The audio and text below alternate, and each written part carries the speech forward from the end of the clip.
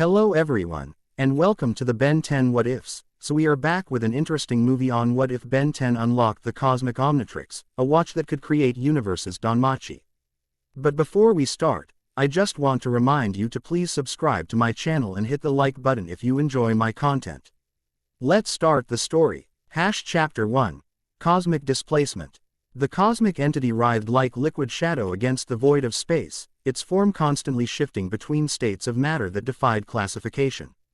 Ben Tennyson stood his ground on the asteroid belt that had once been Earth's moon. The familiar weight of the Omnitrix on his wrist now transformed into something far more potent. The device no longer glowed green but pulsed with whirling colors that seemed to contain galaxies within their depths. You cannot comprehend what you now possess, human. The entity's voice resonated directly in his mind, bypassing his ears entirely. The cosmic Omnitrix was never meant for mortal hands. Ben's eyes narrowed as he assessed the situation. 21 years old now, he had long outgrown the impulsive teenager who would have charged headlong into battle. Years of fighting threats across the universe had taught him patience, strategy, and the value of understanding before acting. "I didn't ask for this upgrade," Ben replied, his voice steady despite the cosmic winds whipping around him. "But I'm not letting you take it to unmake reality either, Chronovoid." The entity's laughter distorted the space around them, creating ripples in the fabric of reality itself. "Reality is merely clay to be molded. You cannot stop what has already begun." Chronovoid lunged forward, tendrils of antimatter stretching across the vacuum. Ben activated the Omnitrix with practiced precision, the dial turning with a familiar click despite its altered appearance. The transformation was instantaneous, his human form replaced by Atomics, one of his most powerful alien forms. Now enhanced by the cosmic Omnitrix's energy. Ha-amina ha-amina ha-amina. The ritualistic chant focused Ben's energy as he generated a containment field around the entity. Cosmic fusion restraint. The barrier shimmered with energy drawn from the stars themselves, temporarily halting Chronovoid's advance. Particles of light orbited Ben's transformed body as he assessed his next move. The entity strained against its prison, reality fracturing around the edges of the containment field. "You've learned to harness atomic energy," Chronovoid's voice was almost impressed. "But you cannot begin to comprehend cosmic creation." The entity's form collapsed inward suddenly, creating a gravitational singularity that began pulling everything toward it, including Ben. The vacuum of space offered no purchase, no way to resist the immense gravitational force. "Time to try something new," Ben muttered, slapping the Omnitrix symbol on his chest. A Florida's H of multicolored light enveloped him as he transformed into Alien X, the celestial sapient form that had once required consensus between multiple personalities to function. Years of experience had given Ben greater control, though the form still required immense concentration. The pull of Chronovoid's singularity ceased affecting him as Ben rewrote local physics with a thought. Stars in the distant CE appeared to slow their movement as time itself bent around the two cosmic entities facing off in the ruins of Earth's solar system. "You cannot defeat me with my own tools, Ben Tennyson," Chronovoid's voice boomed across dimensions. "The power to create universes cannot be wielded defensively." Ben floated forward, the starscape reflected in Alien X's obsidian skin. "I don't need to defeat you. I just need to contain you until the plumbers arrive with the null void projector." "Naive child," the entity hissed, suddenly expanding outward in a burst of energy that caught Ben unprepared. He cosmic blast struck the celestial sapient form, disrupting Ben's concentration. The Omnitrix symbol on his chest flickered, the colors swirling chaotically. Ben felt something fundamental shift within the device, connections forming and breaking across realities he couldn't comprehend. "What did you?" Ben began, but Chronovoid was already upon him. "I've awakened the cosmic Omnitrix's true purpose," the entity whispered as tendrils of void matter wrapped around Ben's transformed body. "Creation requires destruction first." Ben felt the Omnitrix respond to the entity's touch, power building. Within it like nothing he'd experienced before. The device wasn't supposed to react to external stimuli this way, Azimuth's fail-safes should have prevented it. No, Ben fought for control as reality began to tear around them. "This ends now." Summoning all his willpower, Ben forced the Omnitrix to respond to his command rather than Chronovoid's influence. The symbol on his chest blazed with light that outshone nearby stars, creating a feedback loop that sent both beings hurtling apart. The last thing Ben saw was Chronovoid's form dissipating across multiple planes of existence, its laughter echoing through dimensions. The Omnitrix's energy envelope expanded outward, creating a sphere of pure creative potential around Ben. Universe creation protocol initiated, announced a voice. T sounded like azimuths but distorted through layers of reality. Dimensional translocation commencing. Wait, that's not what I... Ben tried to cancel the command, but the Omnitrix was operating beyond his control now. Space folded around him, compressed into a single point of infinite density, and then expanded outward with explosive force. Ben felt himself stretched across realities, his consciousness fragmenting and reassembling in patterns he couldn't comprehend. Then, darkness. The first sensation was pain, a deep, throbbing ache that permeated every cell in his body. Ben opened his eyes to blinding sunlight and immediately shut them again with a groan. His head felt like it had been used as a punching bag by forearms. The Omnitrix, he muttered, forcing his eyes open and raising his arm to check the device. It was still there, but changed. The face of the watch now displayed swirling galaxies in miniature, constantly shifting and reforming. The band seemed to phase between solid matter and energy, sometimes appearing to merge with the skin of his wrist before solidifying again. Ben pushed himself up to sitting position, taking in his surroundings for the first time. He was in what appeared to be an alleyway, narrow stone walls rising on either side. The architecture looked pre-modern, almost medieval, yet there was something distinctly unfamiliar about it that he couldn't place. Definitely not Earth, he murmured, noting the quality of sunlight, slightly more golden than he was accustomed to. The air held unfamiliar scents, strange spices, unfamiliar cooking aromas. And something else, something primal that reminded him of the null void's ambient atmosphere. Ben staggered to his feet, leaning against the stone wall for support. His STANDARD jacket and jeans had survived the dimensional transfer intact, though they appeared singed around the edges. He attempted to activate the Omnitrix, pressing the familiar sequence that would allow him to transform. Nothing happened. Great, he sighed, tapping the face of the device. The swirling galaxies continued their dance, but the mechanism remained unresponsive. Rebooting after creating a dimensional portal, I guess.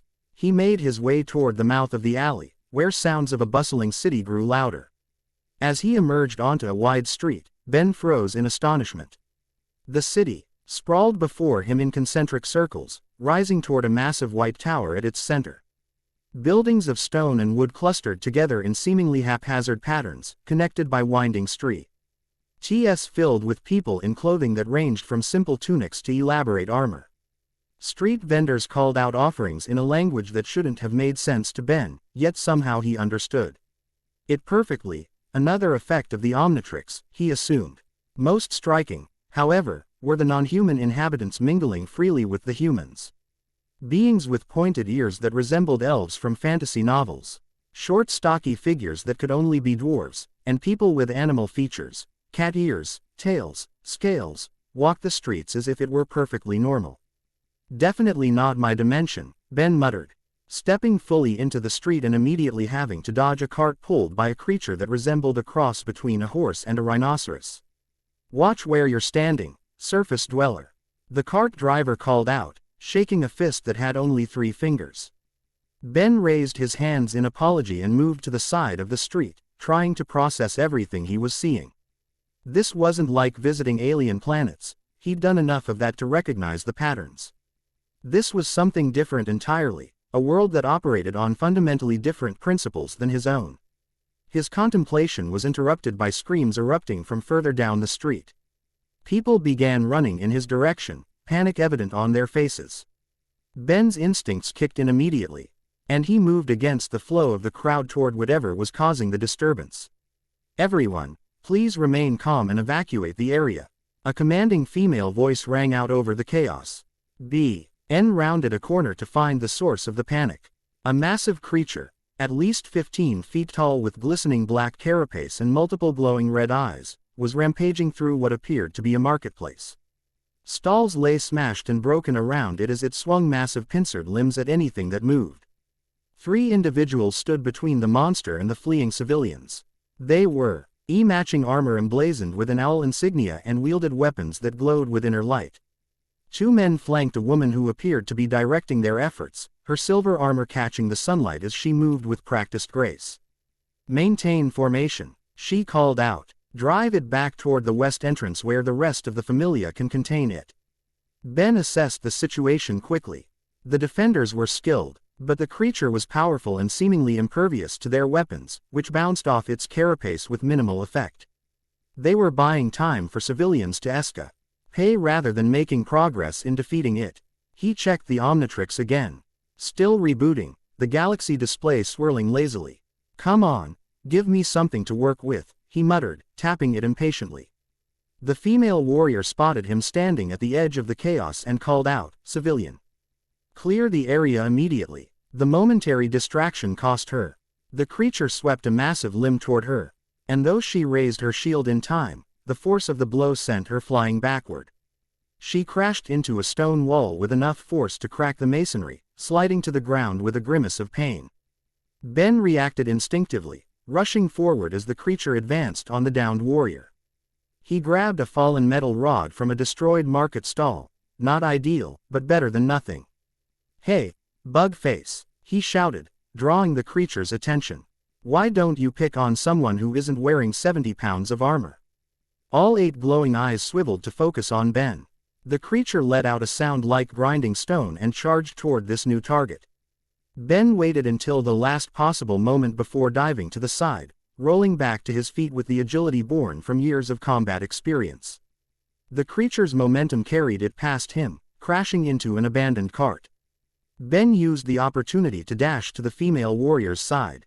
She was already struggling to her feet, silver hair falling across a face that combined classical beauty with hardened determination. "What do you think you're doing?" she demanded, wincing as she straightened. "That's a black shell crawler from the middle levels. Civilians can't fight monsters like that." "I'm Ben Tennyson," he replied, helping her stabilize herself. "And trust me, I've fought worse." "What's its weakness?" She stared at him as if he'd grown a second head. "The underbelly has softer plating, but..." "Got it," Ben nodded, already formulating a plan. "Can your men keep it distracted for 30 seconds? "They can," she replied cautiously, "but what are you?" "Just trust me," Ben said with a confidence that seemed to momentarily override her skepticism. "I need something that can act as a lever or wedge." The warrior hesitated only briefly before reaching behind her back and unsheathing a second, slimmer blade. "Mithril steel. Don't lose it," she warned, handing it to him. Ben tested the weight of the blade, perfectly balanced and surprisingly light for its size. "Thanks. Now get your men to drive it toward that overturned cart." To his surprise, she didn't argue further. Instead, she raised her voice to command her companions. "Terran, Gale, drive the crawler west by 10 paces, then break formation on my signal." The 2 men acknowledged the order without question, immediately adjusting their tactics to herd the creature toward the position Ben had indicated. The monster resisted, slashing viciously at its attackers, but the coordinated efforts of the armored fighters gradually forced it in the right direction. Ben circled around, keeping to the shadows of destroyed stalls. The creature's underbelly would only be exposed if it reared up, and he needed to time this perfectly. He gripped the mithril blade, calculating angles and force required. "Now!" the female warrior shouted, and her companions immediately disengaged, diving away from the creature. Confused by the sudden lack of opposition, the crawler paused, rearing up slightly to locate its enemies. It was the opening Ben needed. He sprinted forward, sliding beneath the massive creature on his back. With precise aim, he drove the mithril blade upward into a junction between carapace plates, then used all his strength to leverage it sideways. The creature emitted a high-pitched shriek as the armor plating separated, exposing softer tissue beneath. Ben rolled clear as the monster thrashed in pain, scrambling back to avoid being crushed beneath its bulk. "Strike now," he called out to the warriors. "The junction point is separated." Quote, the female warrior reacted instantly, launching herself forward with surprising speed. Her blade glowed with energy as she drove it directly into the exposed weakness. The crawler's shriek reached a deafening pitch before abruptly cutting off. Its massive form shuddered, legs collapsing beneath it. Then, to Ben's astonishment, the creature's body began to disintegrate, breaking apart into particles of light that dissipated into the air.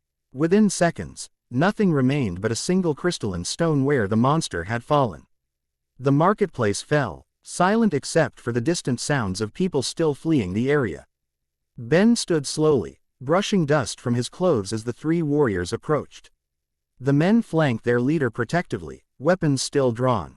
"That was," the female warrior began, studying Ben with intense violet eyes, "unorthodox. But effective," Ben replied with a slight smile. He held out the mithril blade, handle first. "Thanks for the loan." She took the weapon, examining it before resheathing it. "You're either incredibly brave or incredibly foolish, civilian. That was a level 3 monster, at minimum." They never been great at following threat assessment protocols," Ben admitted. "I'm Ben Tennyson." "So you said," she replied, her expression guarded but curious. "Lyra Andromeda, captain of Athena Familia's 3rd Squad." She gestured to her companions. "Terran and Gale, also of Athena Familia." The men nodded respectfully, though their expressions remained suspicious. "You're not from around here," Lyra observed, her eyes falling to the strange device on Ben's wrist. "That's not any kind of status equipment I recognize." "It's a long story," Ben said, glancing around at the destroyed marketplace. "And probably not one for the middle of a monster attack. Is this normal around here? Giant bugs rampaging through shopping districts?" Lyra's expression darkened. "No, monsters from the dungeon rarely reach the surface. And never this far into the city. This is the 3rd such incident this week, each one farther from the Babel Tower than the last." "Dungeon, Babel Tower," Ben repeated, the unfamiliar terms confirming he was very far from home indeed. Lyra studied him with increasing suspicion. "Where exactly are you from that you don't know about the dungeon?" "Even remote villages. Know of Orario and the dungeon beneath Babel." Before Ben could formulate a response that wouldn't sound completely insane, a commotion at the end of the street drew their attention. A larger group of armored individuals approached, led by a tall woman whose presence commanded immediate respect. Her armor was more elaborate than Lyra's, with the same owl insignia but inlaid with gold. Her hair, bound in a complex braid, was the same silver shade as Lyra's. "Captain," Lyra acknowledged with a formal salute. "The threat has been neutralized." The newcomer surveyed the scene with calculating gray eyes. "So I see. Report, Lieutenant Andromeda, a blackshell crawler, Captain. Origin unknown, but its behavior suggests it emerged recently. We were containing it when..." Lyra hesitated, glancing at Ben. "When this civilian assisted in identifying a weakness in its carapace." The captain's gaze shifted to Ben, assessing him with the clinical precision of someone accustomed to evaluating threats and assets alike. "Indeed. And who might you be, civilian?" "Ben Tennyson," he replied, meeting her gaze steadily. "Just happened to be in the right place at the right time." "How fortunate for my lieutenant," the captain remarked, her tone making it clear she didn't believe in such coincidences. "I am Minerva Hawthorne, captain of Athena Familia's Orario division." She turned to address the entire group. "Secure the area and collect any monster crystals. Assist the merchants with emergency repairs. Lieutenant Andromeda, bring your assistant to the Athena compound. The goddess will want a full accounting of this incident." Minerva strode away, issuing further orders to her subordinates who immediately dispersed to carry them out. Lyra sighed softly once her captain was out of earshot. "Is she always that intense?" Ben asked. "Captain Hawthorne has served as our leader for 15 years, Lyra replied with a hint of pride. "Her strategies have never failed. If she seems intense, it's because she takes the protection of Orario seriously." "Fair enough," Ben nodded. "So, am I being arrested or something?" Lyra actually smiled slightly at that. "We're not the city guard, Tennyson. But when the captain requests your presence at the compound, refusal isn't advised. Besides," her eyes fell to the Omnitrix again, "I have questions, and I suspect you have answers." Ben glanced down at the device. Noticing the galactic swirl had slowed, patterns beginning to stabilize. It was still rebooting, but progress was being made. Whatever dimensional transfer had occurred, It had drained the Omnitrix significantly. I might have answers, he conceded, but they might not make much sense. Try me, Lyra challenged. I serve a goddess of wisdom.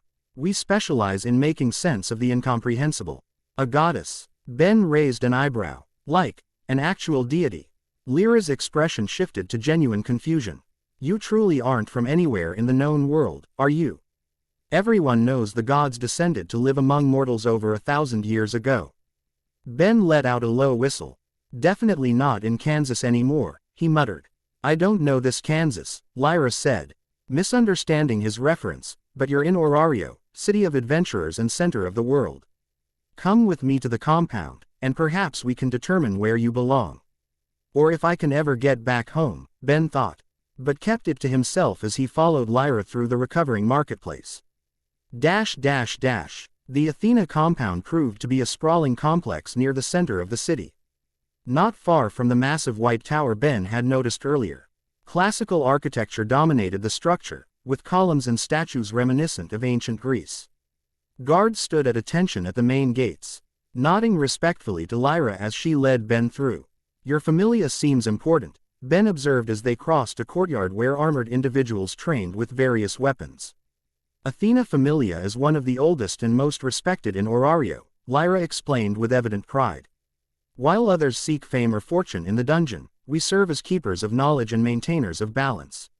Our goddess values wisdom above all else. Ben noticed the curious glances directed his way by everyone they passed.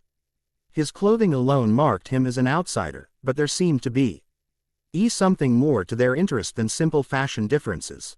Lyra led him into the main building and through corridors lined with tapestries depicting battles and scholarly pursuits in equal measure. They eventually arrived at a chamber with a large owl mosaic inlaid in the floor.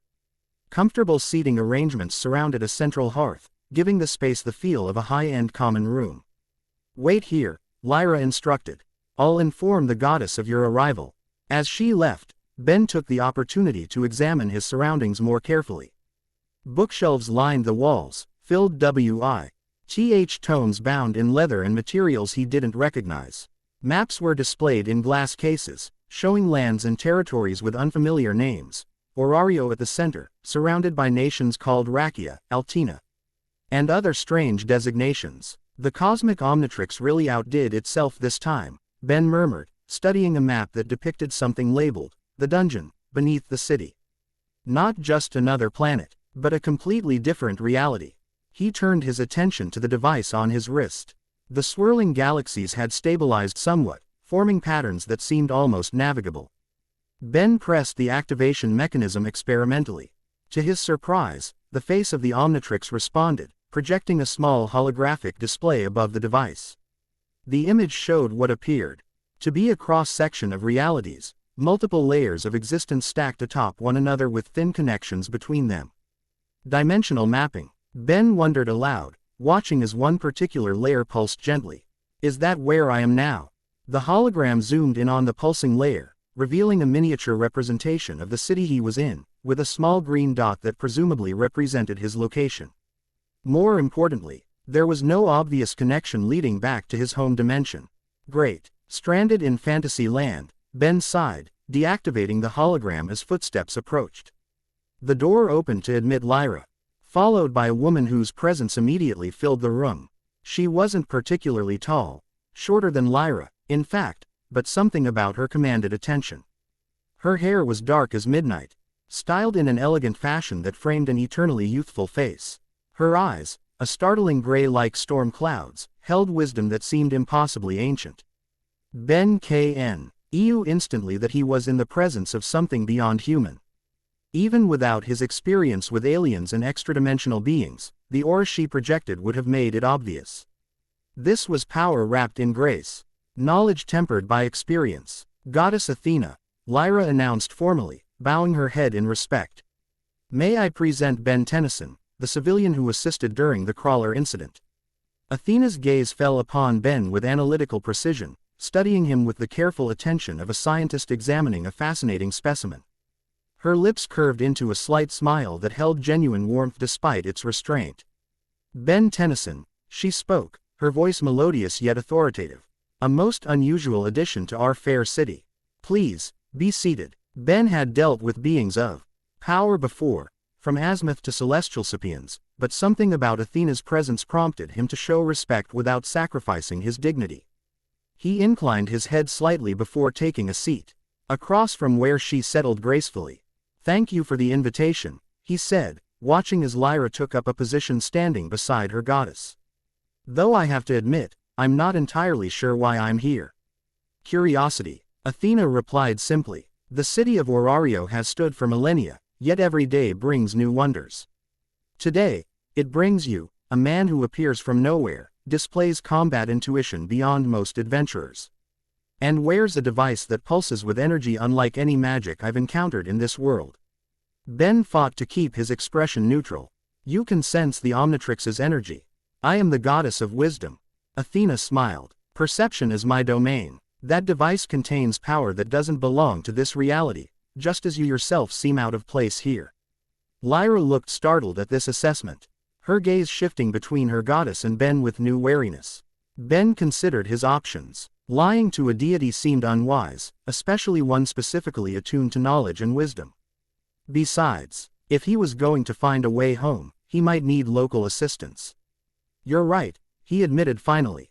"I'm not from this world.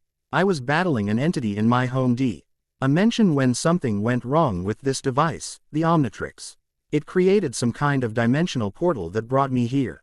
"Fascinating." Athena leaned forward slightly. "And this Omnitrix, it allows you to create portals between worlds." "Not usually," Ben explained, glancing down at the device. "It's primarily designed for transformation, allowing me to become different species with different abilities. But this version, the Cosmic Omnitrix, has expanded capabilities that I'm still learning to control, including creating pathways between dimensions," Athena concluded. "A power not unlike what the gods themselves possess, though we chose to seal our divine forms when descending to the mortal realm." Lyra's expression had shifted from suspicion to reluctant fascination. "Is that how you knew how to defeat the crawler? You've fought similar creatures in your world." "Not exactly," Ben replied. "But I've had years of experience adapting to different combat situations. When you mentioned the underbelly was vulnerable, I just applied basic leverage principles." Athena's eyes sparkled with amusement. "Wisdom takes many forms, including practical application of knowledge. Tell me, Ben Tennyson, what is your intention now that you find yourself in our world?" The direct question caught Ben off guard. "Honestly, I need to figure out if the Omnitrix can create a return portal once it's fully functional again. Until then, I suppose I need to understand this world better." "A prudent approach," Athena nodded approvingly. "Knowledge before action. You would have made a fine member of my familia." "About that," Ben ventured, "Lyra mentioned something about the dungeon and monsters. I gather that's not a normal occurrence in the marketplace." Athena's expression grew more serious. "Indeed not. The dungeon lies beneath Babel Tower at the center of Orario. It is a living entity that continuously produces monsters, beings of magic and malice. Adventurers delve into its depths to harvest magic stones and rare items, while the guild maintains order and ensures monsters remain contained. But lately, they've been appearing in the city itself," Lyra added. 3 incidents in the past week, each one farther from the dungeon entrance, which suggests deliberate intervention rather than random chance," Athena concluded. "Someone or something is sporting monsters beyond the dungeon's bounds, a serious offense against guild law and a threat to public safety." Ben processed this information, mentally cataloging it alongside the dimensional map he'd seen. "Has anything else unusual happened recently? Changes in the dungeon, strange energy readings, anything out of the ordinary?"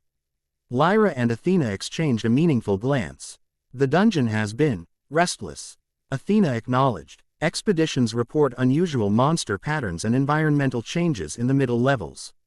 The guild has restricted access below the 18th floor until further investigations can be conducted." A suspicion began forming in Ben's mind. "When did these changes start?" 3 days ago, Lyra answered. "Around midday, according to guild reports. The approximate time I arrived."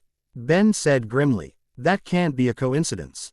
The Cosmic Omnitrix's dimensional transfer must have affected this world's magical structure somehow." Athena nodded slowly. A reasonable hypothesis. If your arrival and the dungeon's behavior are connected, then understanding one may help address the other. Meaning if I want to get home, I might need to figure out what's happening in your dungeon. Ben concluded. An alignment of interests, Athena agreed with a slight smile. However, access to the dungeon requires guild registration and familia affiliation. F-affiliated individuals are forbidden from entering. So I either join a familia or find another way to investigate, Ben surmised. There is another option, Athena said, her gray eyes calculating. As a goddess, I can grant temporary observer status to individuals of special interest to my familia. It's rarely used, but would allow you limited access to the dungeon under Athena Familia Escort. Lyra looked surprised. Goddess, are you suggesting that Lieutenant Andromeda serve as Mr. Tennyson's escort while he investigates the connection between his arrival and the dungeon's behavior? Athena completed the thought. Indeed I am. It serves multiple purposes: monitoring an unknown entity with significant power, investigating the monster incursions, and potentially helping our visitor return home. Ben glanced at Lyra, whose expression suggested she found the assignment less than ideal. I don't want to impose, he said diplomatically. It's not imposition if it aligns with our objectives, Athena replied smoothly. Unless you object to the arrangement, Lieutenant. Lyra straightened her posture. Of course not, Goddess. I serve where I am needed. Excellent. Athena rose gracefully, signaling the end of the audience. Lyra will arrange appropriate accommodations and begin guild registration procedures tomorrow. For tonight, you will be our guest, Ben Tennyson. As the goddess moved toward the door, she paused beside Ben. One final question, if I may. In your world, what manner of being are you? Your aura suggests something beyond ordinary human, even without the Omnitrix. Ben considered the question carefully. I was born human, but I've been changed by years of using the Omnitrix. My DNA has been flexible. Some call me a hero, others call me a troublemaker. I just try to help where I can. Quote. Athena's smile deepened, genuine approval warming her ancient eyes. A wise answer. Perhaps you'll find that your purpose here is not so different from your purpose there. Rest well, Ben Tennyson. Tomorrow brings new challenges. With that, the goddess departed, leaving Ben alone with Lyra, who regarded him with a complex expression that mixed professional duty with personal uncertainty. So, Ben broke the silence. I guess we're partners for the foreseeable future. It would seem so, Lyra replied, her tone carefully neutral. Though, supervisor, might be more accurate than partner, at this stage. Fair enough, Ben shrugged. I've worked with tougher audiences. For what it's worth, I do appreciate the help. Being stranded in an unfamiliar dimension isn't exactly covered in the hero handbook. Something like reluctant amusement flickered across Lyra's face.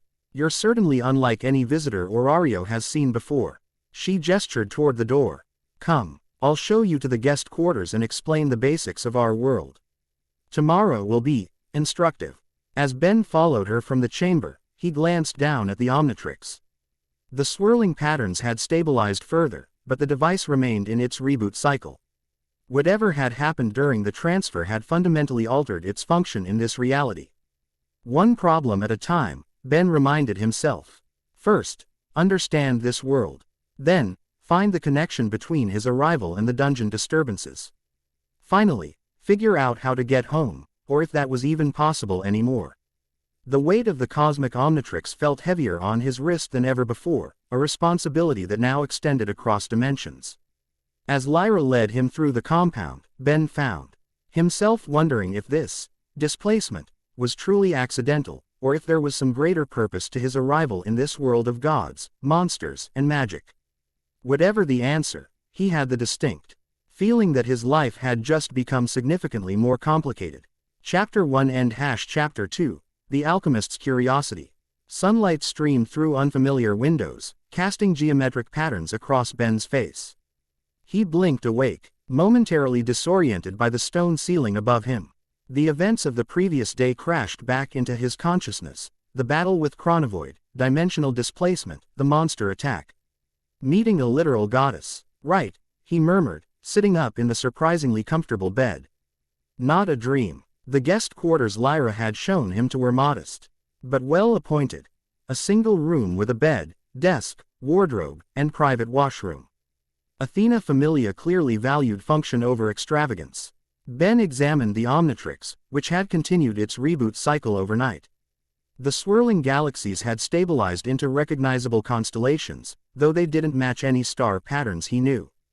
At least the device was making progress.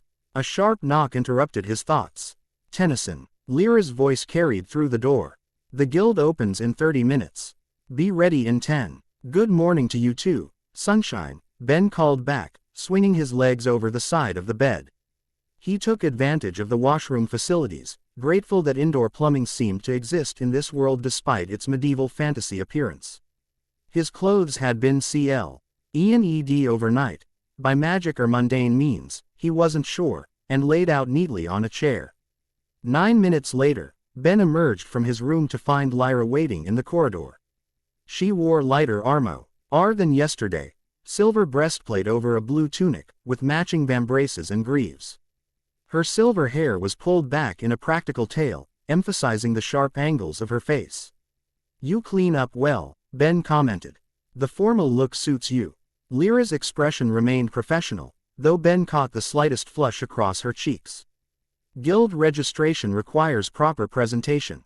I've taken the liberty of arranging temporary clothing for you, your attire is too conspicuous. She handed him a bundle of fabric. These should fit. The tailor worked from estimates. Ben accepted the bundle, finding a tunic similar to what he'd seen men wearing in the city, along with comfortable-looking trousers and a short jacket. Thanks. I appreciate it. The goddess instructed me to facilitate your integration. Lyra replied with practiced detachment. This seemed the logical first step. Ben changed quickly, returning to find Lyra examining a scroll in the corridor. The clothes fit surprisingly well, though the style would take some getting used to. How do I look? He asked, spreading his arms. Blending in with the locals. Lyra glanced up, her violet eyes making a quick assessment. The Omnitrix remains conspicuous, but otherwise acceptable. We'll call it an heirloom status item if questioned. They traversed the compound, which buzzed with morning activity. F.A. Milia members saluted Lyra as they passed, casting curious glances at Ben. News of his unusual status had clearly spread. So what exactly is the guild? Ben asked as they stepped into the morning sunlight. The regulatory body overseeing all dungeon operations, Lyra explained, setting a brisk pace through the streets. They maintain order, process monster crystals, distribute rewards, and record all dungeon activities. No one enters the dungeon without guild approval, and they're okay with an outsider like me getting access. The goddess has significant influence, Lyra replied carefully. But your status will be limited. Observation only, no independent action, and always under Familia's supervision. Ben nodded, taking in the sights of Orario by daylight. The city possessed a strange dichotomy, ancient architecture alongside magical innovations that served similar functions to modern technology. Street lamps containing glowing crystals rather than electricity, water pumps operated by minor enchantments. Merchant stalls with preservation runes keeping food fresh. This world has developed differently, Ben observed. Magic instead of technology, but serving similar purposes. As opposed to your world, Lyra prompted, her curiosity briefly overcoming her professional distance. We focused on science rather than magic, Ben explained. Machines, computers, vehicle. Less powered by electricity and fossil fuels rather than mana or crystals. Fascinating, Lyra mused. Though our scholars debate whether magic and science are truly different forces or merely different approaches to the same fundamental principles. Their conversation paused as they approached a large, imposing building near the base of the central tower. A steady stream of individuals entered and exited, some in armor bearing various insignia, others in guild uniforms. The guild headquarters, Lyra announced. Try not to mention alternate dimensions or universe-creating watches. N visitor with unusual skills, as our official story. Ben grinned. I can be diplomatic when needed. Lyra's skeptical expression suggested she had doubts, but she led him inside without further comment. The guild's interior reminded Ben of a cross between a government office and an adventurer's guild from fantasy games. Long counters staffed by uniformed attendants lined one wall, while bulletin boards covered another. Plastered with notices and requests. The center of the hall contained tables where adventurers gathered to discuss expeditions or compare findings. Lyra guided Ben to a less crowded counter at the far end, where a young woman with pointed ears and green-tinted hair was organizing documents. Guild Advisor Aina, Lyra greeted formally. Lieutenant Andromeda of Athena Familia, accompanying a visitor seeking temporary observer status. The woman looked up, revealing intelligent eyes behind half-moon spectacles. Lieutenant, good morning. This is the individual goddess Athena sent notification about. Yes, Ben Tennyson, recently arrived in Orario with specialized knowledge that may assist with our current dungeon irregularities. Aina studied Ben with professional curiosity. I see. We don't process many observer applications. Most visitors prefer to admire the dungeon from a safe distance. She selected several forms from beneath her counter. All need to record basic information and explain the regulations. What followed was 30 minutes of bureaucracy that proved some things were universal across dimensions. Ben provided edited versions of his background. Traveler from distant lands, experienced in monster encounters, possessing unique analytical skills, while Aina recorded everything in meticulous detail. Now for the important part, Aina said, her expression growing serious. Observer status carries specific restrictions. You may not engage monsters directly unless in self-defense. You may not collect magic stones or drop items. You must remain with your designated escort at all times. Violation of these terms results in immediate revocation of privileges and possible fines or imprisonment. Do you understand and agree to these terms? I understand. Ben nodded solemnly. Excellent. Aina stamped the final document and handed Ben a small copper badge engraved with the guild insignia. This identifies you as a registered observer. Keep it visible when entering the dungeon. As they concluded the paperwork, Ben noticed Lyra scanning the guild hall with narrowed eyes. Problem? He asked quietly. Unusual number of Hermes Familia members present today. She murmured. They typically avoid the guild when possible, preferring alternative channels. Ben followed her gaze to a group of individuals wearing leather armor with winged insignia. They appeared casual, but Ben recognized the practiced alertness of people conducting surveillance. Are they trouble? Hermes Familia specializes in information gathering and courier services. Lyra explained. Their presence suggests interest in something, or someone. Like a visitor from another dimension. Ben suggested. Possibly. Information is currency in Orario, and you're an unknown variable. Lyra collected the processed documents. We should proceed. I've arranged a meeting with someone who might help us understand the dungeon's recent behavior. They exited the guild, Lyra setting a path away from the central tower. The streets grew narrower as they entered what appeared to be an academic district, with buildings bearing symbols of scrolls, potions, and arcane implements. The Tinkerer's Quarter, Lyra explained, where those who study magic's theoretical applications congregate.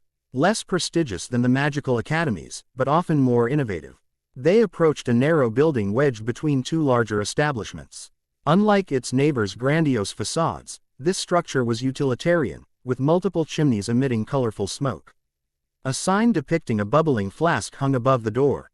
The person we're meeting, Lyra said, pausing before entering, is brilliant but eccentric. Try not to take offense at her manner. I've dealt with my share of eccentric geniuses, Ben assured her, thinking of Azimuth's cantankerous brilliance.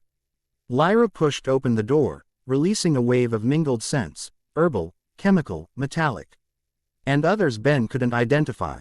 The interior resembled a cross between a laboratory and a library, with workbenches covered in apparatus alongside towering bookshelves.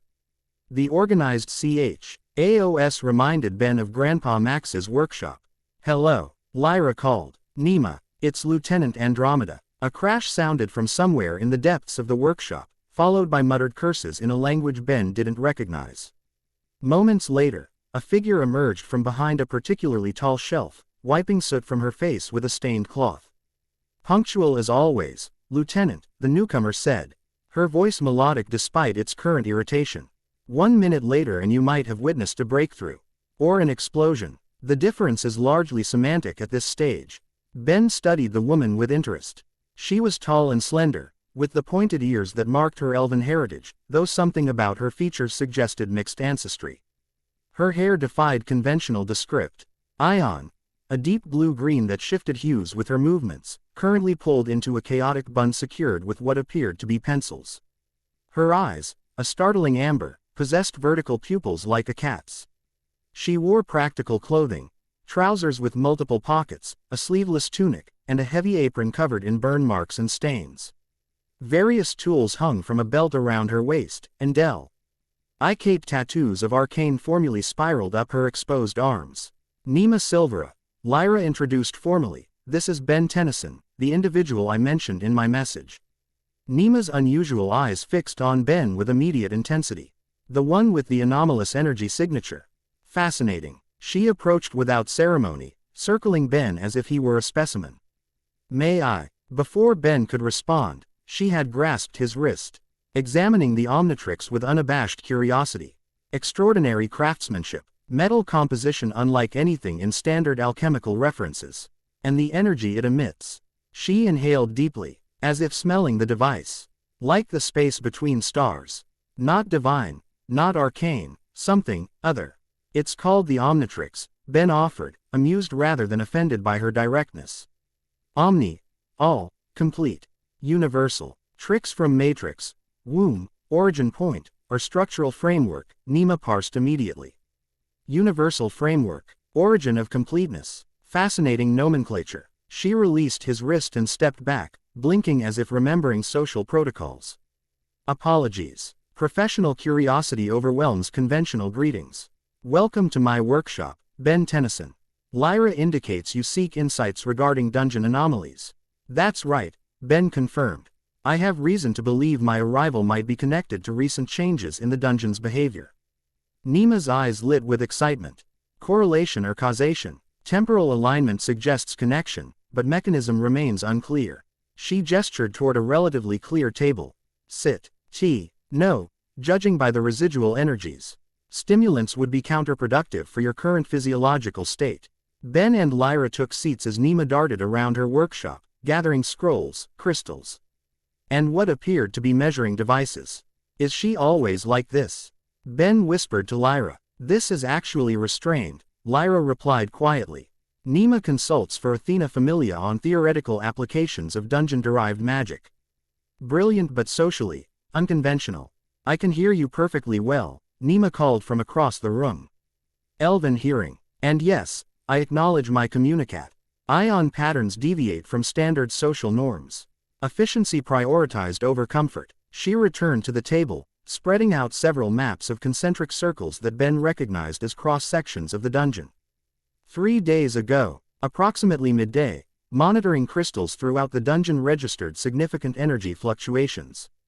Pattern recognition algorithms identified no previous matching events in recorded history. She placed a crystal on the table that projected a 3-dimensional image of energy flows, represented as colored currents. Normal dungeon energy movement. She tapped the crystal, and the image shifted dramatically, the orderly flows now turbulent and disrupted. After the anomaly event, particularly pronounced between levels 15 and 20. Ben leaned forward, studying the projection. The patterns seemed to be recalibrating around something. Like water flowing around a new obstacle. Precisely, Nema exclaimed, looking delighted at his observation. The dungeon is a semi-sentient ecosystem. It adapts to changes, maintains homeostasis. Something introduced to foreign element it cannot easily integrate. My arrival, Ben concluded. Or more specifically, the cosmic Omnitrix's dimensional transfer. Nema's eyes widened. Dimensional transfer. Theoretical models exist but practical applications considered impossible. Current magical theory cannot sustain stable cross-dimensional portals. Quote, I'm definitely not from this dimension, Ben confirmed. The Omnitrix malfunctioned during a battle, creating a portal that brought me here. For once, Nema seemed momentarily speechless. Her mind visibly processing this information. This changes everything. Dimensional theory, magical constraints, fundamental understanding of reality itself. She grabbed a notebook and began scribbling furiously. Lyra cleared her throat. While the theoretical implications are fascinating, we have practical concerns. Monster incursions in the city have increased. If Ben's arrival is connected, we need to understand how. Nema looked up from her notes. Of course, practical applications. My theory. The dungeon senses the foreign energy signature and attempts to investigate. Monsters are its sensory organs, its immune system. It's sending them to identify the anomaly. Me, Ben said grimly. It's sending monsters after me specifically. Likely, Nima nodded, though targeting parameters would be imprecise. General vicinity rather than exact location. Still, proximity to you would increase probability of monster manifestation. Ben exchanged a glance with Lyra. That would explain why monster appearances are moving outward from the dungeon. They're following my energy trail from arrival point. Which means more civilians are at risk the longer this continues, Lyra added. Her expression hardening. We need to understand exactly how your energy interacts with the dungeon. That requires direct observation. I concur, Nima said, already gathering equipment into a satchel. Field research necessary for accurate assessment. Controlled environment, minimal variables, direct measurement. Wait, Lyra interrupted. You're not suggesting you accompany us into the dungeon? Quote, absolutely essential, Nima insisted. My instruments can measure energetic interactions in real time. Data collection requires proximity to both anomaly source, she gestured to Ben. And dungeon responses. Lyra frowned. You don't have combat training or dungeon experience. It's too dangerous. Upper levels present minimal threat to experienced adventurers, Nima countered. Risk calculation acceptable given potential knowledge gain. Besides, my status is sufficient for basic self-defense. Ben raised an eyebrow. Status. Falna, Lyra explained. The blessing gods bestow upon their familia members. It enhances natural abilities and allows development of skills beyond normal human limits. Which familia do you belong to? Ben asked Nima. Hermes familia, technically, Nima replied, continuing to pack equipment. Arrangement of convenience. Lord Hermes accepts my regular participation in exchange for occasional alchemical innovations. My primary identity remains independent researcher. Lyra's expression turned suspicious. You didn't mention your Hermes affiliation before. Relevance questionable in purely theoretical discussions, Nima shrugged. Becomes relevant for dungeon access. Problem. Hermes familia has been unusually active since Ben's arrival, Lyra said carefully. Including increased guild presence this morning. Nima paused her packing, amber eyes narrowing thoughtfully. Unsurprising. Lord Hermes possesses extensive information network. Anomalous events rarely escape notice. She turned to Ben. Quote, your arrival registered on multiple detection systems. Interest inevitable. Great. Ben sighed. I've been here one day and I'm already on the magical fantasy CIA's radar. Nima's expression turned confused. Unknown terminology. Clarification requested. Not important, Lyra interjected. What matters is whether your presence represents a security concern for our investigation. Loyalty hierarchies clear in my case. Nima stated flatly. Knowledge pursuit primary. Hermes familia affiliation secondary. Information sharing occurs post-analysis, filtered for sensitivity. Lord Hermes accepts these terms.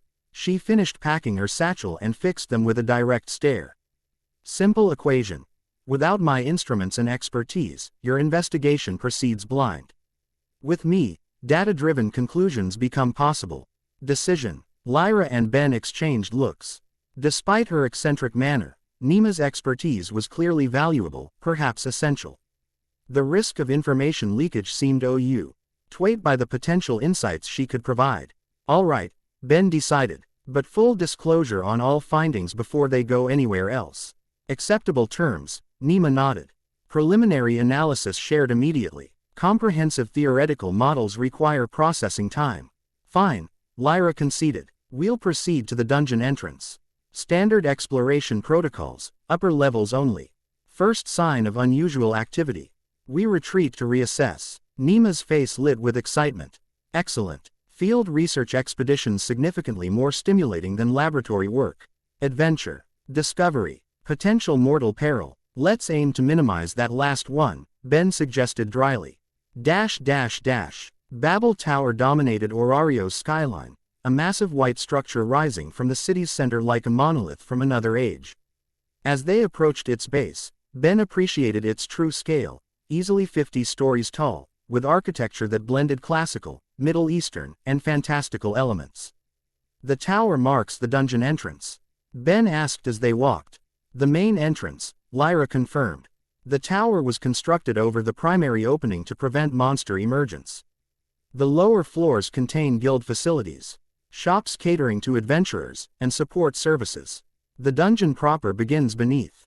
The tower's base bustled with activity, adventurers in various types of armor and equipment entering and exiting. Merchants hawking potions and weapons, guild officials checking documentation. Security was visible but unobtrusive, maintaining order without impeding flow. Lyra guide led them past the main thoroughfare to a smaller entrance marked with the guild insignia. She presented their documentation to the guards, who examined Ben's observer badge with professional scrutiny before allowing them passage. Beyond the checkpoint lay a large circular chamber with multiple staircases leading downward. Maps on the walls depicted the upper levels of the dungeon, with warning not. ICEs and regulation reminders posted prominently. Preparation area, Lyra explained, leading them to a quieter section. We'll confirm our equipment here before descending. While Lyra checked her weapons and armor, Nima busied herself activating various devices from her satchel, crystals that glowed with inner light, metallic instruments with moving parts, and what appeared to be a compass whose needle spun continuously. Detection arrays, she explained when she caught Ben watching. Magical energy patterns, spatial distortions, elemental concentrations. Comprehensive data collection. Ben checked the Omnitrix, which continued its reboot cycle, though the galaxy patterns had further stabilized. Still not functional for transformations, but the dimensional mapping capability remained accessible. He activated it briefly, confirming their position relative to the strange cross-section of realities he'd seen before. Ready? Lyra asked, finishing her preparations. Ben nodded, and Nima gave an enthusiastic thumbs up. Her equipment now distributed about her person in pouches and harnesses that made her resemble a walking laboratory. Remember the protocols, Lyra reminded them. As they approached the descending staircase. Stay together, maintain awareness, and follow instructions immediately if danger arises. The staircase descended in a gentle spiral, illuminated by crystals embedded in the walls. The air grew cooler as they descended, carrying an earthy scent mixed with something alien that Ben couldn't quite identify. The dungeon begins officially at the bottom of these stairs, Lyra explained. From there, natural illumination is supplemented by bioluminescent organisms within the dungeon itself. Natural illumination in a subterranean environment? Ben questioned. The dungeon defies conventional geological principles, Nima replied. Its structure includes self-sustaining ecosystems independent of surface conditions. Light, air, water, all generate. Through processes we only partially understand. They reached the bottom of the staircase, emerging into a vast cavern that took Ben's breath away. The ceiling arched at least 50 feet above, bedded with crystals that mimicked daylight. The floor stretched out in smooth stone, with pathways leading in multiple directions. Vegetation unlike anything Ben had seen grew in patches, luminescent moss. Crystalline formations that resembled plants, fungi in impossible colors. Welcome to the first floor of the dungeon, Lyra said, watching Ben's reaction with a hint of pride. What you see here is mild compared to deeper levels. Each floor develops its own unique environment. Extraordinary, Ben breathed. It's like a living organism. Precisely, Nima exclaimed, already taking readings with her devices. Current theory suggests the entire dungeon functions as a single macro-organism with specialized regions. Monsters serve as mobile cells within this greater system. They proceeded down the main path, Lyra leading with practiced vigilance. Other adventurers moved throughout the cavern, some in groups, others solo, ranging from heavily armored warriors to lightly equipped scouts. Most beginners train on the upper floors, Lyra explained. Monsters here are manageable for novices, goblins, kobolds, and other basic types. Classification based on threat level rather than biological taxonomy, Nima added. Level 1 monsters suitable for new adventurers. Difficulty increases with depth. Ben absorbed the information, mapping it against his experiences with alien species and threat categorization. So the blackshell crawler from yesterday would be Level 3, typically found on floors 13 through 15, Lyra confirmed. Its appearance in the city was highly irregular, especially that far from the dungeon entrance. As they traversed the first floor, Ben noticed something odd. Monsters seemed to appear more frequently in their vicinity than around other adventurer groups. Small creatures resembling goblins would materialize from the walls, immediately focusing on their group before Lyra dispatched them with efficient sword strokes. Is it my imagination, or are we attracting more attention than others? Ben asked quietly. Nima, who had been constantly monitoring her instruments, looked up with excitement. Confirmation of hypothesis. Your energy signature stimulates increased monster generation within proximity radius. Fascinating. She showed them a crystal display where a blue aura surrounded a central point. Your emission pattern. Monst. Materialization frequency increases 73% within 10-meter radius of your position.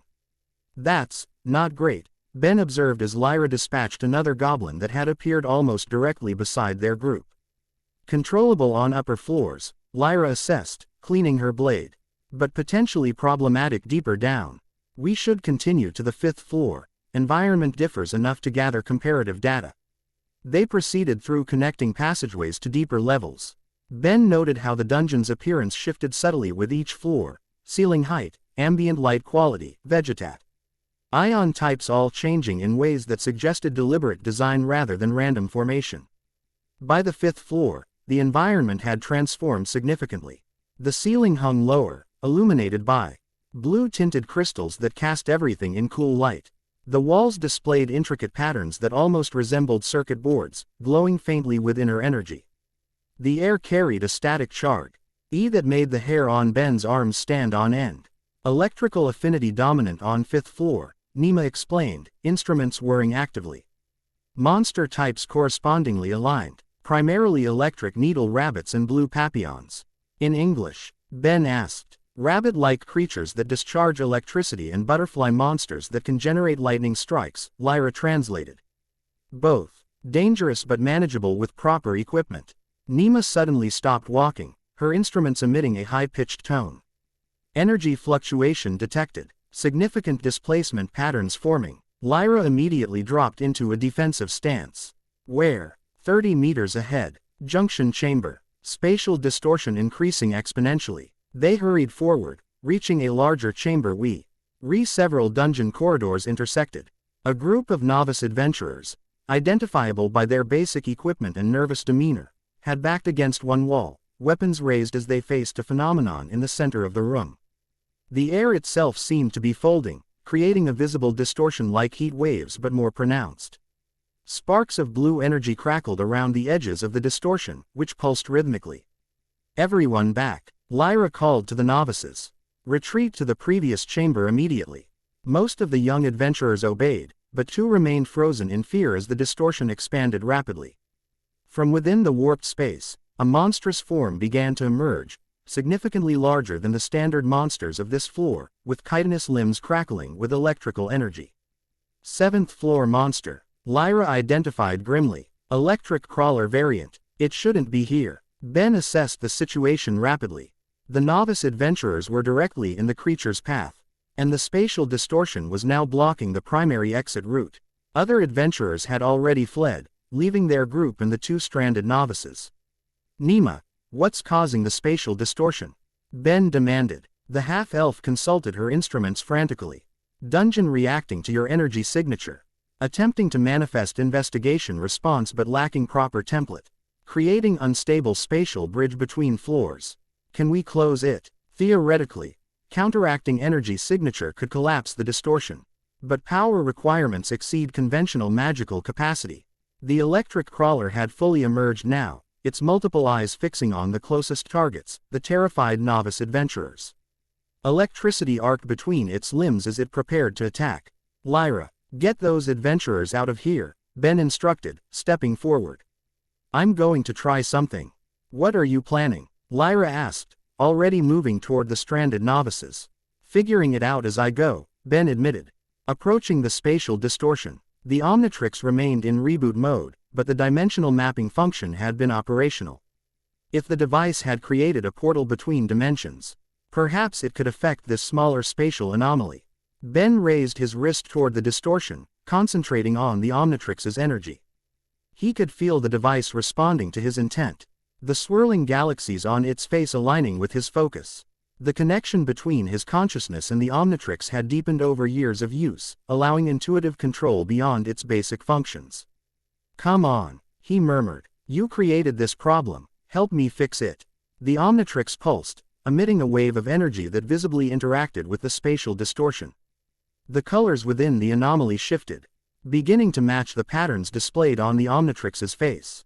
Lyra had reached the novices and was guiding them toward an alternative exit, but the electric crawler skittered forward with alarming speed, cutting off their escape route. Electricity discharged from its limbs, striking the ground near them and sending shards of stone flying. Ben, Lyra called, drawing her sword to face the creature. Whatever you're doing, hurry. Ben intensified his focus, channeling more of his will through the Omnitrix. The device grew warm against his skin, almost uncomfortably so. The spatial distortion responded, contracting slightly but still maintaining its connection to wherever the monster had emerged from. It's not enough, Ben realized. I need to create a counterbalance. An idea formed. Dangerous, but potentially effective. If the dungeon was creating spaces in response to his energy, perhaps he could create his own space to offset it. Ben altered his focus, no longer attempting to close the distortion but instead channeling the Omnitrix's energy to create something new. He visualized a pocket dimension, a small, contained space separate from both the dungeon and normal reality. The Omnitrix flared with brilliant light, and Ben felt a tremendous pull on his consciousness. It was as if something was drawing energy directly from his life force, using him as a conduit for creation itself. Pain lanced through every nerve, but he maintained concentration. A new distortion formed beside the first, but unlike the chaotic, crackling anomaly the dungeon had created. This one was structured, stable, with defined boundaries. A doorway of light appeared in the air, leading to a small pocket of reality that existed outside normal space. Everyone in, Ben called through gritted teeth, maintaining the portal through sheer willpower. I can't hold this long. Lyra hesitated only briefly before shepherding the novices toward the new opening. Move now, she commanded. Nima stared at the phenomenon with scientific awe before gathering her senses. Dimensional manipulation on localized scale. Extraordinary. She hurried toward the portal, equipment clutched tightly. The electric crawler sensed its prey escaping and charged, mandibles clicking furiously. Lyra positioned herself between the creature and the novices, her blade slicing through one reaching limb with precision. Ben, we're clear, she called once Nima and the novices had passed through. Come on. Ben began backing toward his created portal, maintaining concentration despite the growing pain. The electric crawler focused its attention on him, perhaps sensing the source of the energy disrupting its environment. It fired a bolt of electricity directly at Ben, who barely managed to dodge. The attack disrupted his concentration momentarily, causing the portal to fluctuate.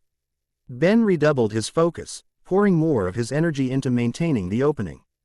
The drain on his system intensified, vision beginning to blur at the edges. With a final surge of effort, Ben backed through the portal, simultaneously willing it to seal behind him. The last thing he saw as the electric crawler charging the closing gateway before light enveloped him and the portal snapped shut.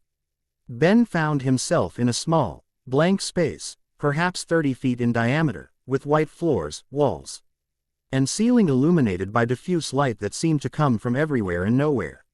Lyra, Nima, and the two novice adventurers stood in the center, looking around in confusion and awe. What is this place? One of the novices asked, voice trembling. Pocket dimension, Ben managed to explain, leaning heavily against the wall as exhaustion crashed over him. Temporary, safe space. The effort of creating and maintaining the dimensional pocket had cost him dearly. Every muscle ached, and his head pounded with each heartbeat. The Omnitrix's face displayed erratic patterns, the swirling galaxies destabilized by the massive energy expenditure. Nima was already taking readings, her instruments scanning the dimensional boundaries with scientific enthusiasm despite the danger they'd just escaped. Completely self-contained reality construct, stable environmental parameters, atmospheric composition identical to Dungeon 5th floor but without magical interference patterns. Extraordinary achievement. Lyra approached Ben with concern evident beneath her professional demeanor. You're overextended. Sit before you collapse. She guided him to the floor, where he sat gratefully. The two novice adventurers, a young man and woman barely out of their teens, approached cautiously. Thank you, the young woman said. We would have died without your intervention. Standard hero business. Ben replied with a weak smile. All part of the service. You created an entire separate space, the young man marveled. Are you a deity? Just a guy with a complicated watch, Ben said, holding up his wrist where the Omnitrix continued its erratic display.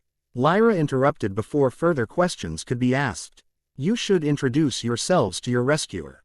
The young adventurers straightened immediately. Milo and Elia of Myak Familia, the young man identified them. First week in the dungeon. Bad luck hitting a spatial anomaly on your first expedition, Ben commented. The dungeon has been unpredictable lately, Elia said. Our captain warned us, but we never expected anything like that monster. Nima joined their conversation, instruments still whirring. Spatial distortion connected 5th floor directly to 7th. Unprecedented phenomenon. Dungeon reconfiguring internal structure in response to external stimulus. Ben concluded grimly. My presence is causing the dungeon to reshape itself. Precisely, Nima confirmed, apparently missing the gravity of his tone in her scientific excitement. Your energy signature Cat. Eliza's adaptive response mechanisms within dungeon's core systems. Fascinating implications for dungeon sentience theories. Fascinating but dangerous, Lyra pointed out. If Ben's presence continues triggering these anomalies, every adventurer in the dungeon is at risk. Ben absorbed this sobering assessment. He'd arrived in this world less than 2 days ago and was already disrupting its fundamental systems. If the pattern continued or worsened, the consequences could be catastrophic. How long can you maintain this space? Lyra asked, gesturing to their surroundings. Ben considered the question, assessing his energy levels and the Omnitrix's condition. Not much longer. Maybe 10 more minutes before it collapses. Creating it took more out of me than I expected. Dimensional manipulation requires enormous energy. Nima observed, finally setting aside her instruments to focus on Ben's condition. Your physical system shows signs of severe mana depletion, equivalent to high-level spell casters after exceeding their limits. Where will we emerge when it collapses? Lyra asked. I've anchored it to our entry point, Ben explained. We should return to the 5th floor junction chamber. Hopefully after the crawler has moved on. Nima produced a vial of blue liquid from her satchel. Mana restoration potion. Experimental formula but tested for safety. Should mitigate worst depletion effects. Ben accepted the vial gratefully. Thanks. Down the hatch, I guess. The potion tasted like mint and ozone, with an effervescent quality that tingled all the way down. Almost immediately, Ben felt energy returning to his limbs, though the profound fatigue remained at a deeper level. Better than nothing, he acknowledged. But I don't think I'll be creating any more pocket dimensions today. The data collected is invaluable nonetheless, Nima assured him, already reviewing readings on a crystal display. Preliminary analysis suggests your energy signature contains dimensional harmonics fundamentally different from our reality's baseline frequency. Your device, she nodded to the Omnitrix, appears to function as both container and amplifier for these energies. Great scientific breakthrough, Lyra said dryly. Now we need a practical solution before more monsters start appearing in the wrong places.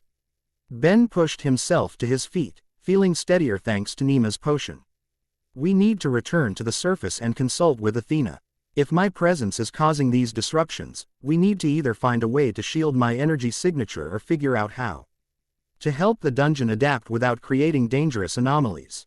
Agreed, Lyra nodded. Nima, do you have enough data for preliminary conclusions? The half-elf nodded enthusiastically. Sufficient for initial hypothesis formation. Complete analysis requires laboratory conditions, but fundamental interactions documented adequately. Good, Ben said, feeling the pocket dimension beginning to destabilize around them. Because we're about to go back. Everyone stay close together. The white space around them flickered, boundaries becoming less distinct. Ben concentrated on maintaining control over the dissolution process, guiding the dimensional pocket back to its anchor point rather than allowing it to collapse chaotically. Prepare for re-entry, he warned. I can't guarantee it'll be smooth. Reality shifted around them, white walls dissolving into transparency before being replaced by the familiar environment of the dungeon's 5th floor. They materialized exactly where they had entered the pocket dimension. But the chamber was now empty of both the spatial anomaly and the electric crawler. Milo and Elia looked around in amazement. It worked, Elia exclaimed. We're back exactly where we were. With considerably less immediate danger, Lyra observed, scanning the chamber professionally. The distortion has completely dissipated. Nima consulted her instruments. Quote, residual energy signatures present but fading rapidly. Dungeon appears to be recalibrating local spatial parameters to baseline configuration. Ben leaned against the wall, the exertion of controlling. The dimensional transition having drained the temporary energy provided by Nima's potion. We should head back to the surface.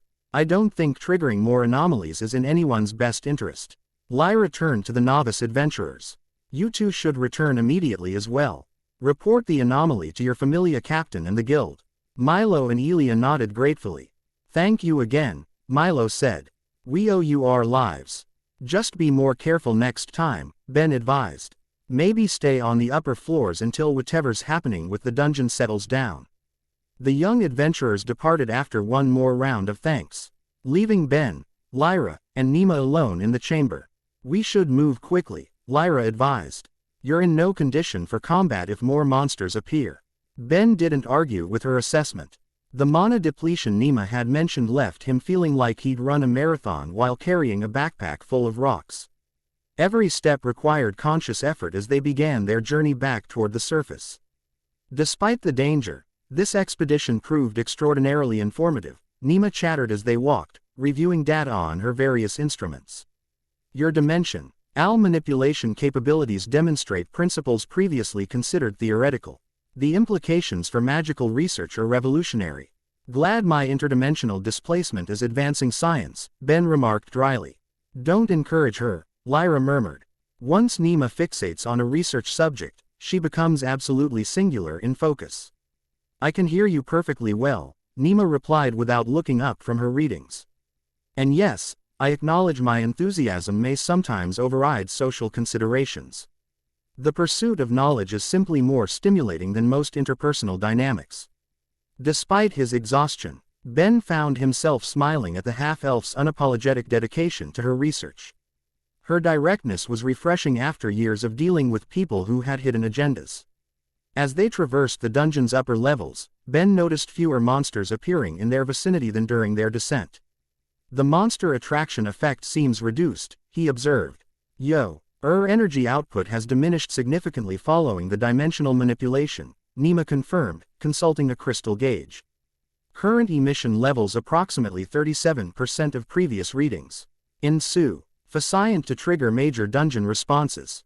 Silver lining to feeling like death warmed over, Ben commented.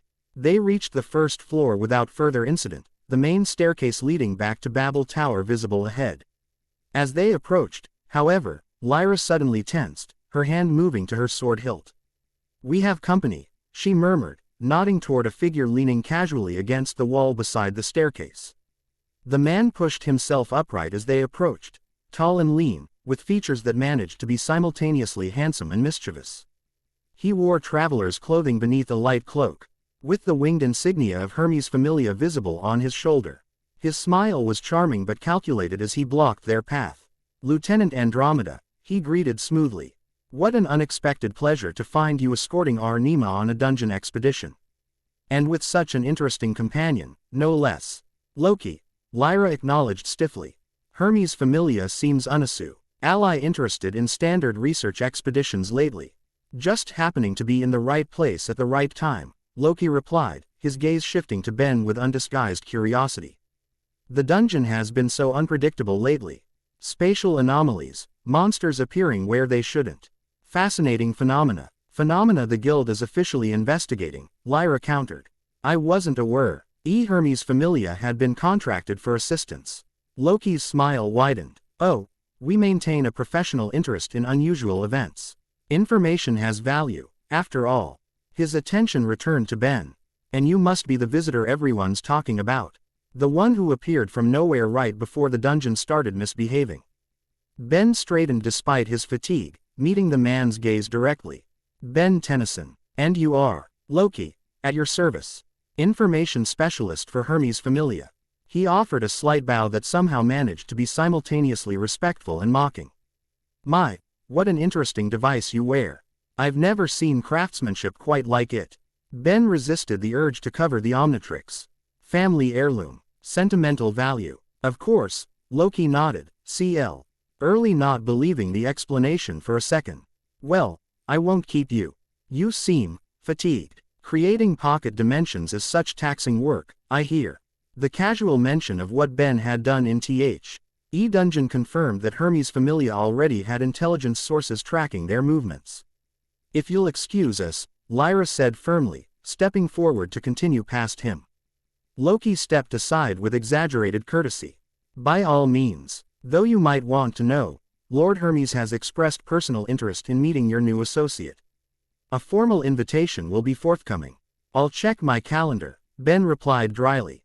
As they climbed the stairs back to Babel Tower, Nema finally looked up from her instruments. Loki specializes in covert information gathering. His presence indicates high-priority surveillance authorization from Lord Hermes himself. Wonderful, Lyra muttered. Now we have divine attention from multiple quarters. Is that bad? Ben asked. Complicated, Lyra clarified. Gods descended to the mortal realm seeking entertainment and diversion from eternal existence. New phenomena, like visitors from other dimensions, represent novel entertainment. Quote, I've become the latest celestial reality show, Ben realized. Essentially correct, Nema confirmed. Divine interest typically manifests as either patronage or competition for control of valuable assets. I'm not an asset to be controlled, Ben stated firmly. A perspective you may need to assert repeatedly, Lyra warned as they emerged into Babel Tower's main level. Gods can be persistent when they discover something interesting. The remainder of their journey back to Athena compound passed without incident, though Ben noticed more curious glances directed their way. Word of his unusual abilities was clearly spreading through Orario's adventurer community. By the time they reached the compound, exhaustion had caught up to Ben completely. Creating the pocket dimension had drained him more thoroughly than any transformation he'd experienced with the original Omnitrix. You need rest, Lyra instructed as they entered the main building. The goddess will want a full report, but your recovery takes priority. I can give preliminary findings, Nema offered, her arms full of data crystals and instruments. Sufficient for initial assessment while Ben recuperates. Thank you, Ben said sincerely, for the help and the analysis. I'm still trying to make sense of all this. Nema's expression softened slightly, her scientific focus giving way to a more personal connection. Your arrival represents the most significant research opportunity of my career. Gratitude flows both directions, Ben Tennyson. As Lyra escorted him to his quarters, Ben reflected on the day's events.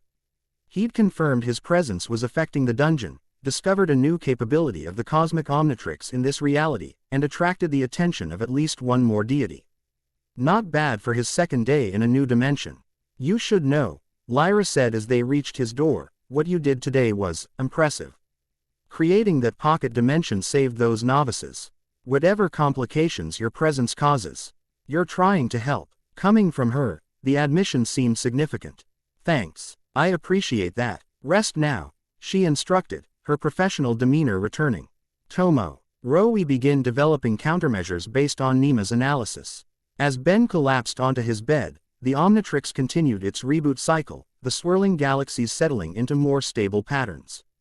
Whatever this device had become in this new reality, it was clearly adapting, integrating with the magical principles that governed this world while maintaining its fundamental connection to dimensional energies. Ben closed his eyes, feeling the weight of responsibility settling over him like a familiar blanket. Somewhere, in the depths beneath Orario, the dungeon was responding to his presence, reacting, adapting. Perhaps even learning. And somewhere beyond the boundaries of this reality, his home dimension continued without him, unaware that one of its heroes had been displaced to a world of gods and monsters. For now, all he could do was rest, recover, and prepare for whatever challenges tomorrow would bring. In a world where dimensions could fold and reality itself seemed negotiable, adaptation was the key to survival. Chapter 2 End. The end. I hope you enjoyed this episode. Remember to subscribe and like this video. See you in the next video.